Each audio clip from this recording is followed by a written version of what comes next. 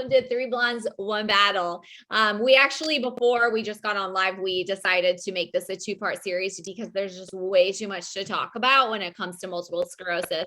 And Tara and Bobby were just giving examples of kind of their followers or their friends reaching out to them. And we just have a lot to talk about. So we're just going to talk about what is multiple sclerosis, how to make kind of like a visualization, the different types of MS. There's not just one type. And then we're going to talk about the manifestations of multiple sclerosis, a typical health journey for someone with MS. So love it. Yeah. All right, let's roll. So I'm going to start out with, what is multiple sclerosis? So it's actually a chronic disease. So many do know that it's chronic. So it doesn't go away. That's what that word means. And it could progress, right? It could progress to getting worse. However, it doesn't have to, because there's different forms of multiple sclerosis. So it does affect the CNS, which when you see CNS, it's just central nervous system. It's when your immune system attacks the nerve fibers and the myelin sheath, which is the sheath around your nerves. So this is a great example of those on the podcast. What I'm doing is I'm holding up a iPhone charger. So think of that as your nerve fiber, and the white stuff covering the actual wire of your cell phone charger. That would be your myelin sheath. So it's a fatty substance that surrounds and insulates the fibers in your brain and your spinal cord. So what MS does is an attack, which basically is when it's inflamed, it destroys the nerve cell and the myelin, which in turn alters the electrical messages coming from the brain. So it's like, when your dog chews through your iPhone charger and all of a sudden you can see it and you have to put tape over it because it's no longer good. That's what's happening in MS, right? So is that what you guys were taught when you were diagnosed? Yeah, I think that's such a great analogy, breakdown, really showing really what our nerves are, because we know, what do we have, billions of nerves in our body. Let's go with a lot. It's just incredible to know that there is a substance around that nerve protecting and our immune system is, even though it's there to protect us, it's showing that there's something bad, and it's attacking those good parts, and in turn MS happens. Right. Yes. Because obviously you don't want the wire showing, right? You don't want your nerve exposed. And so when that nerve is exposed, we have what they're called as exacerbations. Is that how you say it? Or attacks? Is that how you say it? Yes. Right. Attacks. Exacerbations. Exacerbations. Such a weird word. Exacerbations. So if you're in the clinic, it is. So if your doctor ever says that, you're like, huh? You're like, oh yeah, those girls are saying it means an attack. So basically that's what it is. MS is unpredictable. It affects every single person differently. So that's a really crazy part of multiple sclerosis that can be very scary, or it could be positive, right? So we all see different. Yeah, I think it's positive. What do you guys think? Yeah, I mean, everyone's MS journey is different. And it just is, you never talk to another person with MS that has experienced it the same way as you do. I mean, we're all uniquely made. Yeah, it just is going to manifest in everyone. And to your point, and I know you'll go into this with the way you, I thought perfectly kind of talked about what MS is and how it then goes into it's an autoimmune, and everyone's starting to know what that word is, autoimmune. Our bodies are fighting itself, which is. It's just so interesting that our bodies can do that. It makes you wonder why it even happens. And that's the big question. Why does MS even happen? Everybody has those questions. Yeah. And the amount of research that's been going on, and it's so complex because like you said, Nikki, it's so unique to all of us. We might have similar symptoms, but it's different. And I feel like that's so hard because, you might know someone oh, they're doing great, but the next person next to you is not. And it kind of makes it really hard for the people on the outside looking in who might not experience an autoimmune disease. Like, are you sure you have it? Like, I don't know. Are you just using this? You know what I mean? So it's just, it makes it hard. I do have to say. Yeah. So, I mean, it could affect you to the point where you lose ability to talk. We've all seen, who's that? Selma, is it Selma Blair? No, who's the actress that has, obviously she has secondary progressive. So it can affect the way you talk. It could affect the way you walk. You could lose your ability to write. I mean, it can affect your dexterity. Right. So it just can affect people in so many anything. Ways. And I feel like a big one is your cognitive. Like that is something that a lot of people don't put two and two together. And sometimes it can be really hard for certain neurologists. Like you go to, some of them might not, they do understand, or, it is like, it's just a symptom. But sometimes, like as a person who has MS, it can be very, very hard to deal with because that something just isn't you anymore, but that you're still the same person. Trying to convey that information can be so challenging. And then it can become like a mental blockage for you, and it can really hurt you inside. And like that's the part of like having MS is really building that strength within yourself and really finding that positive light even through those rough days, like being positive, like you said, Nikki.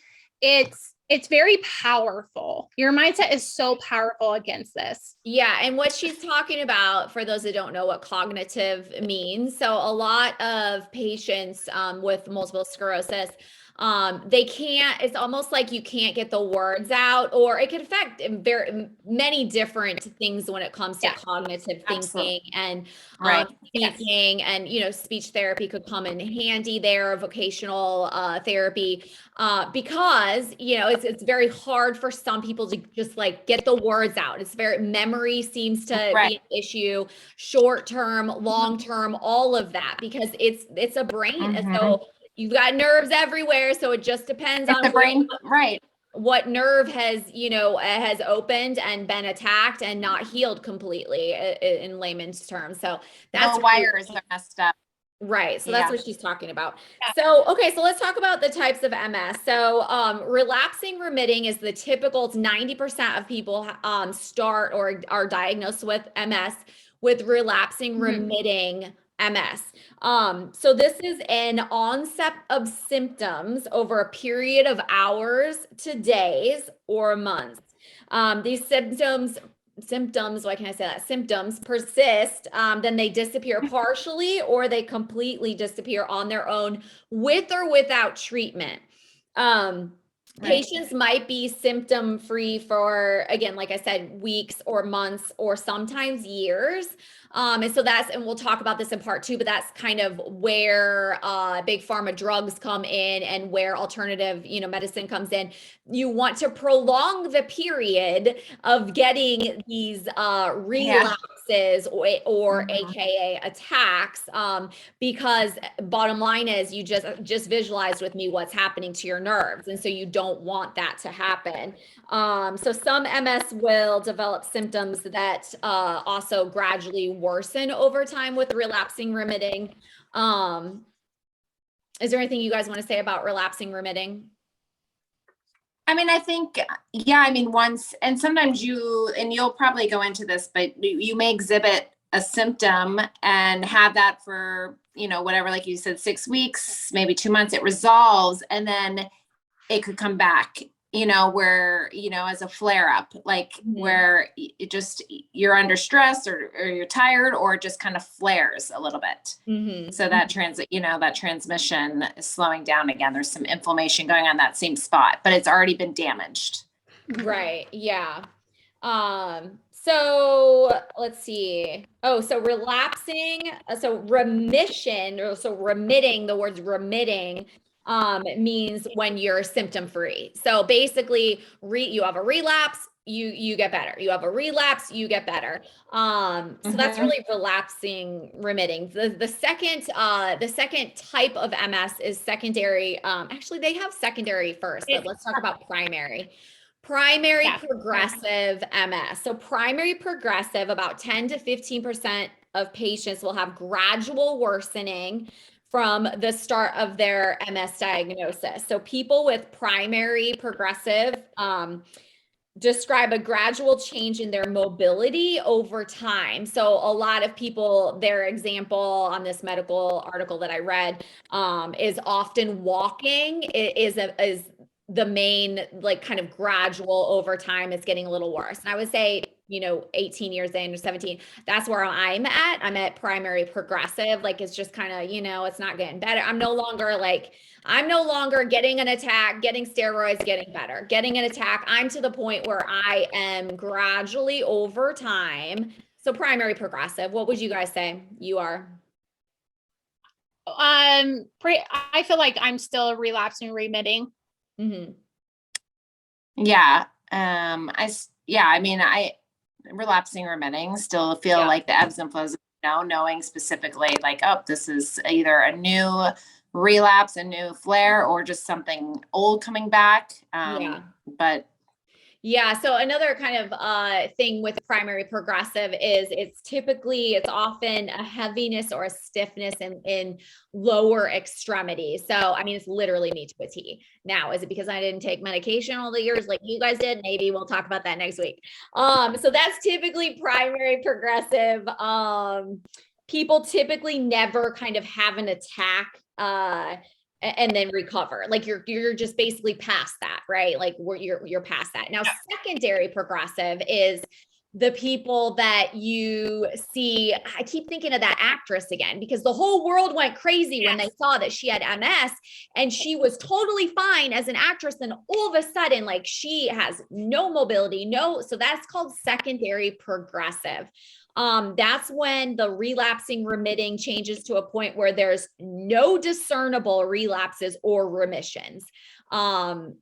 So, I mean, that would be like an example, just since you guys are still relapsing remitting and I'm primary progressive, that would be an example of my attack 2 years ago in the pelvic floor area. If that never got bad, if that never went away and all of a sudden I lost that function, or all of a sudden I start having problems, peeing and I need a bag immediately, like, that is secondary progressive. Like, there's no relapsing remitting at all.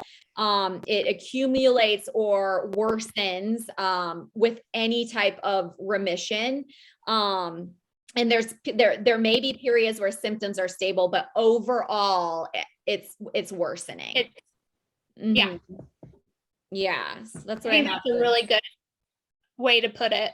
Yeah. It's a good visualization. Now, however, okay, so when you guys were diagnosed, were you only told of these three? You were told of relapsing remitting, primary, and secondary, correct? No. You were told of another one 10 years ago? I found another one and I was like, wait, is this a new one? I want this one. So the fourth one is benign MS. So basically, 5 to 10% of people they have a mild course of the disease and might not even know about it. And either they didn't know about it and it's been, stats say 15 years. That's a long time of not knowing, but maybe it was so mild you didn't know for 15 years, or you were diagnosed and it would be like, you don't have an attack for 15 years. You have a mild case and you are one lucky person. Now, I will say too with that, Nikki, and I don't know if you came across this, and I don't have the study in front of me, but there are some studies that show that once you get the diagnosis of relapsing remitting MS, or within the first 5 years, like how your disease course goes within those first 5 years of your first symptom typically is the pattern to which your MS will follow for the course of your disease. I remember coming across that study. I just can't remember where. So what do you mean? So the first 5 years basically shows you how slow or how fast it'll progress? Yeah, like I mean, or, you know, how, when you first had your first symptom, was it mild? How quickly did you recover? Was it debilitating and then you recovered? Was it, you know, how did the first 5 years of your course of your MS go? Interesting. Was that an NIH study? Yeah, it's been years. Since I didn't do this part of my research, I did the therapy. I would have to go back and look at it. Yeah, that's super interesting. And of course, one size doesn't fit all. My first 6 years, I had no attacks. So that is really interesting. Nobody ever told me that years ago. So I have no idea. But yeah, it's right. But yeah, so the benign is the fourth. So you're saying the benign is the fourth now type, quote unquote, type of MS. Type. What was there another one that you were thinking, Bobby? Is there something else out there that you heard? Wasn't there a progressive relapsing? So that is progressive relapsing means that people typically never have an attack or relapse. If they do, it's termed progressive relapsing primary. So I guess that would be me. So that would be. So something happens. Well, it's just interesting. Yeah, go ahead. Okay. Well, it was just interesting because every time when I've gone through it, which I didn't even know the other one, which is called, what was it?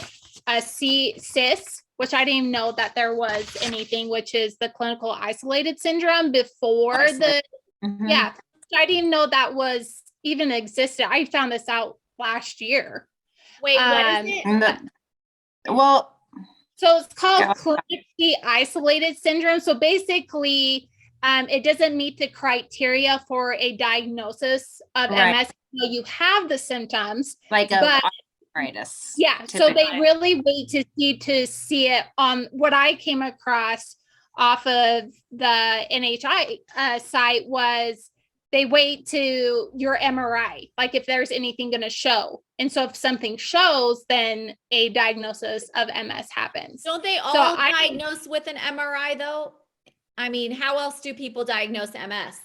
Well, sometimes people don't have lesions yet. Like that would go back even when I was diagnosed. And I would say he was pushing, he thought like I had clinically isolated syndrome, like I had optic neuritis, but my MRI wasn't technically, showing lesions on it. And so, yeah.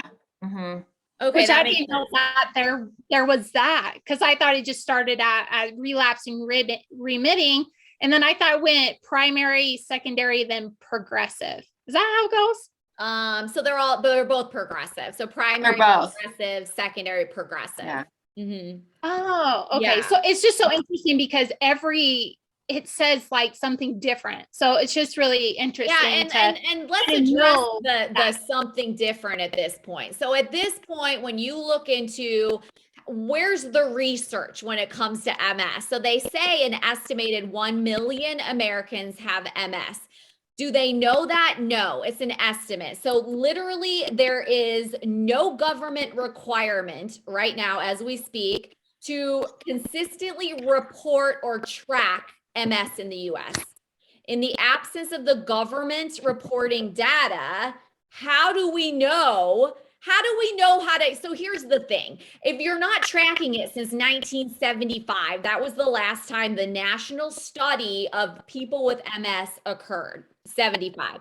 So how are you telling the general public that you're looking for a cure if you're not even interviewing or finding out about all of these 1 million people with MS? Like, how are you going to do anything to treat or to cure MS if there's no database about it?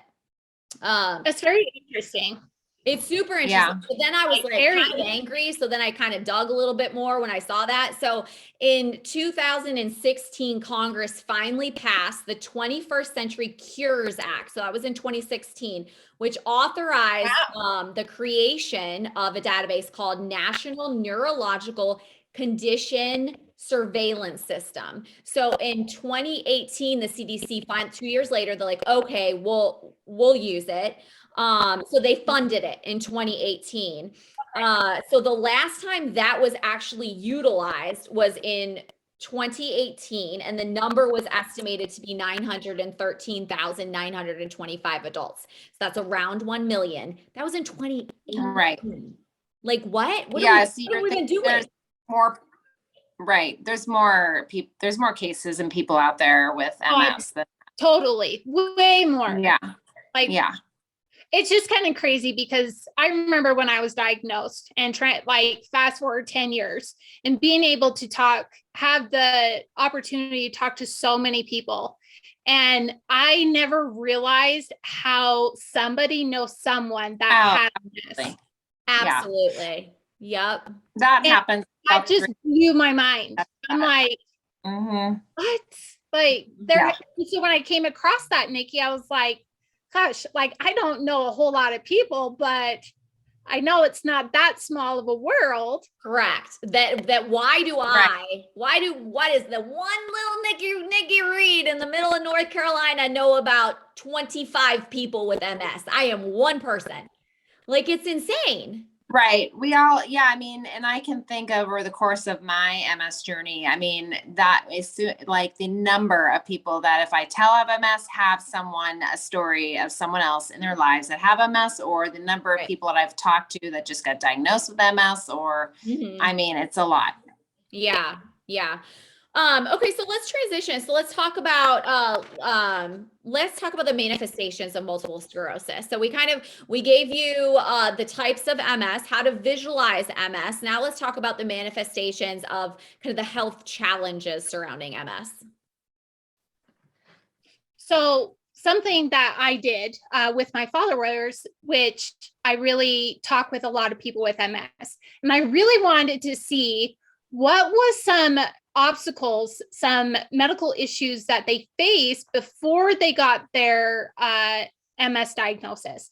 And it was just amazing being able to see so many people put their input, but the top of out of over 100, that it was numbness and tingling and blurry vision, which optic neuritis. And I just found that so fascinating and so just interesting that we have, like, especially when a symptom starts, because sometimes, like Nikki, what you were talking about, symptoms change from like bowel problems to struggling to walk, but like the first initial is numbness and tingling and eyesight problems.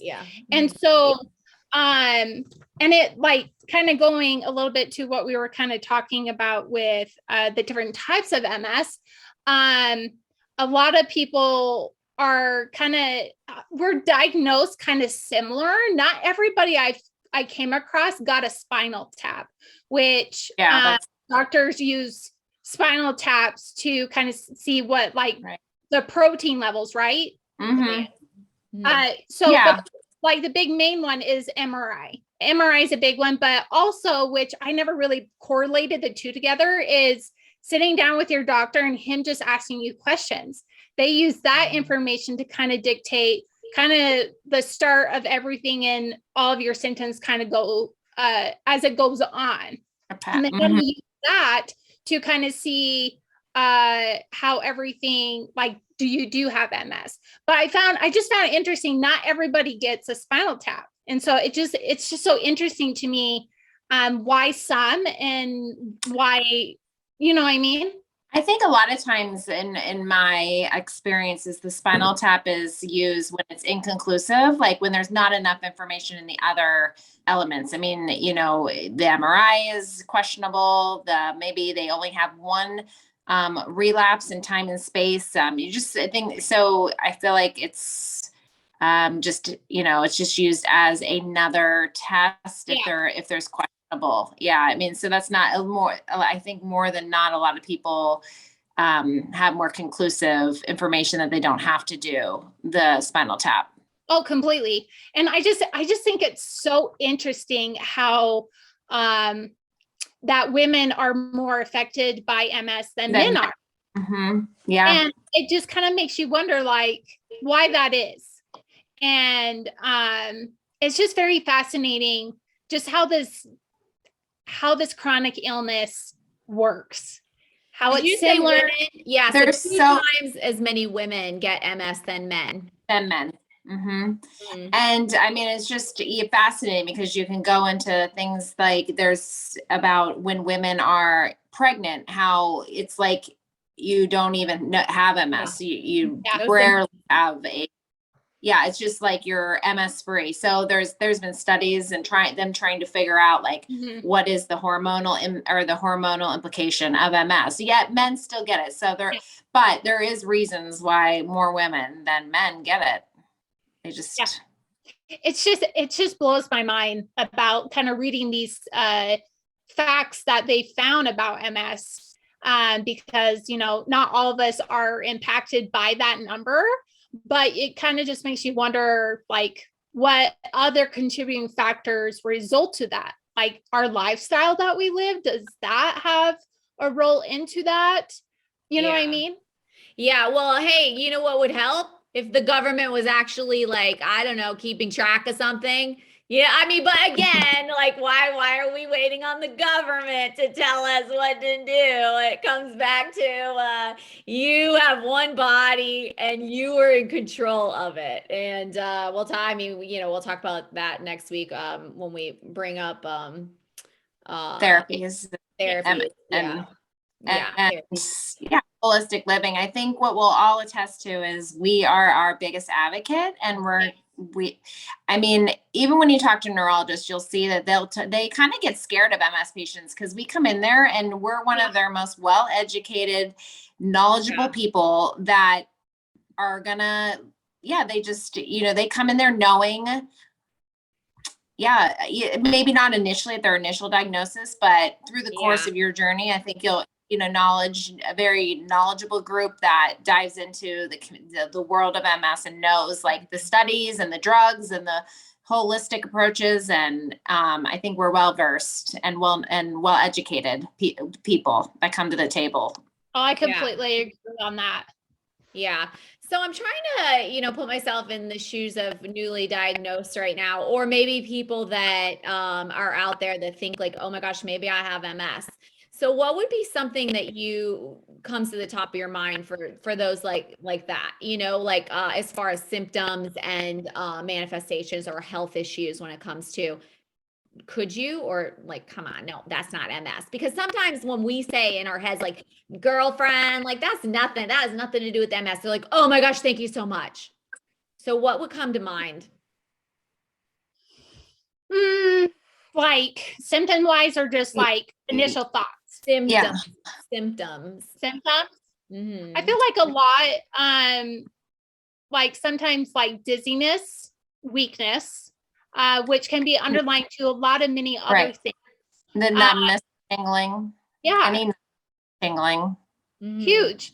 So I think sometimes, like when you get, like you kind of like working on something around your house and you kind of, ding your leg and it didn't like hurt that bad. It wasn't like something to be like, oh my gosh, that's so painful. And the next day you wake up and you're like, holy crap, where did this bruise come from? Like it kind of makes you wonder, like, what? I don't even remember this happening. Or I think any noticeable like change, like weakness in something, like, or a change in, your mobility or your like a use of a hand, all of a sudden it's not like all of a sudden almost like arthritis comes on the dexterity. So you lose dexterity, or you can't like all of a sudden like your writing is weird, and then it might go away, it might not. Tripping a lot, that's common. Like you're just like, why am I tripping all the time? It's so funny because like I'm such a klutz. I'm horrible. Like I trip and fall. And it's so hard because like you try your best not to hurt yourself by just simply walking or just kind of moving some furniture around or something. And then something drastic happens and an antler head falls on your head out of nowhere. Or that you were trying to open something and glue just exploded because you didn't have the like control of opening of something and your hand just completely jerked and it just went all over yourself. So I guess you could say like you You Wait, get are some you giving interesting examples Or- of you? Or is I this know. you? Or you break your wrist. Oh my God. Surgery because you Oh, fell yeah. back. Like my doctor. Lose your That just balance. showed how redneck you were. You're like, an antler head fell on me. Yeah, it was some interesting, like my doctor, he just knows that if I just walk in through the door, he's like, okay, like what happened? And it doesn't even surprise him anymore because I get hurt in the most random things that somebody just should not get hurt in. And so I just have to laugh at it because I'm like, this is just the life that I live and we're just going to roll with it. Yeah. Yeah.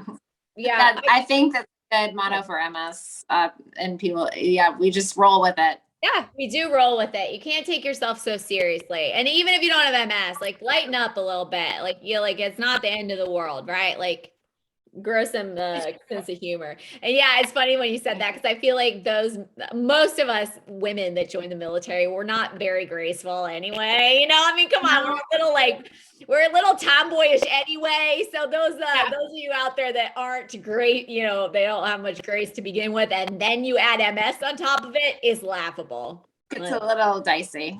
Yeah. It is. And you really do. You have to look at it in a positive way because sometimes like it can be so crushing at times because you're like, I don't like, why is this happening to me? But in kind of turning it around, like I look at my MS completely different now. Like I do definitely take it as a gift. And I know a lot of people don't, but I take mine as a gift because it definitely showed me that life is short. Yeah. And it definitely taught me that I need to take care of myself. Yeah. And life is not guaranteed because, we live in a society that we do feel like life is guaranteed, that we're going to grow old and we're going to die peacefully. And that's not really like, we are so different. And so that's just always my thought that I had was like, when I got MS, I'm like, life is not guaranteed. Like you never know what the next person's going through. So always spreading like hope and kindness to people, even though you might not be having a good day, but if you can turn that around to somebody else, it's going to impact you. Yeah. And, 1 in 10 people have autoimmune diseases. So we might be mentally thinking about every freaking step. This is me. Primary progressive, every step that we take, right? Like, and you don't know that I'm hiding it from you. Like, if I run into you in the grocery store, give me some grace. It's not because I've been drinking. It's because I had a momentary lapse of concentration of my walking and all of a sudden I run into you. So, I mean, that's just something that you need to remember. You're not alone. 1 in 10 people is a lot. So, right. When it's crazy, majority out there don't even know that they have an autoimmune disease. And it takes for a really bad moment to happen for you to be seen and be like, no, like you have something's going. Yeah. Mm-hmm. So it's just interesting. Like we might feel like we're fine. And, like what you were talking about, Nikki, like being in the military, like you feel like something's wrong and you're like, oh, I'm fine. Like, oh, it's fine. Like, it's not a big deal. Like if it gets worse, we'll don't we do that though in our MS? I know my closest friends will tell, she's like, I always forget you have MS because you don't talk about it ever. Yeah. Or I feel like we do that, right? We just kind of keep on going and we roll with it and but Tara, we're doing well. Like we're doing well. Right. So that's another thing that like that has a big that is a big part of doing well with multiple sclerosis. You don't need to talk about it every day. You don't need to tell people how terrible you're feeling every day. You don't have to. The more you talk about it, the more terrible you're going to feel. So sometimes, when we talk about hiding it, I mean, it's kind of hiding it. We're living with it. We're living. It's a part of. We're living with it. Like we're learning how to do our day-to-day. And we'll have like rough moments. You might not hear about it, but it doesn't mean that we don't go through struggles. And I think that's like the hardest part. And if someone can kind of look at it like someone else who doesn't have an autoimmune disease, they have rough moments, rough times, and they don't talk about it. But because there's no label to that, then it's like, you're fine. Like you're fine. But I think that's the big thing about having any kind of autoimmune disease is your mindset. Your mindset is everything. And just being able to really, I feel like I know myself more than I ever did. Even though I was 20 years old, I was just becoming an adult, but I feel like it's really sped that journey along quicker. And I'm very grateful for it, but definitely working on your mindset, learning who you are, the joys that bring you in your life, go after them. Don't feel like you can't because you have this illness. There's always a way to something. Might not be the route that you thought it might be. You might have to take a long, windy Longer road, run. Yeah. Mm-hmm. but you can still get there. And, Yeah. you know, sometimes it opens roads that you never expected it would. Right. And that's okay. Yeah. Just because before you didn't think that you could do something, you know, like God's kind of telling you, go over here. Like your path is over here. It's not over here anymore. It's over here. Yeah. Yeah. And so it's just, I feel like there is hope, even though in times when it hurts and it sucks and you're dealing with so much that MS is giving you, like, I feel like it's such a teaching moment. It really is. Yeah. Yep. Yeah. So, and so next week we'll Tara, talk more, right? About the like, I feel like we'll go into, how we manage this and how, you know, not only are through our mindset, we're going to have hope, obviously, in our attitude and our mental capacity and our mindset, having hope in that. But we also have drugs that, you know, do help and have changed over the course of 30 years. And also, you know, our lifestyle holistically, what are all the things, even that has so evolved over the course of 30 years, as well as drugs. But yeah, I mean, there's so much now. I mean, if you were diagnosed in 1980, it looks so much different than if you're being diagnosed in in 2021. Yeah. I mean, yes. So we're going to dive into honestly, that. For those that are newly diagnosed out there, like it couldn't be a better time. Like I think what we're trying to say is that actually you are in a better situation than we were even 10 years ago, much less 20. Right. So it's going to be okay. We're going to talk all about it. And Tara's going to lead it in talking about the pharmaceuticals since she sold it. She sold pharmaceuticals. So we'll be back next week. And love you guys. Thanks for listening. Yeah. Thank you. See you next week. Love you. Bye. Bye, guys.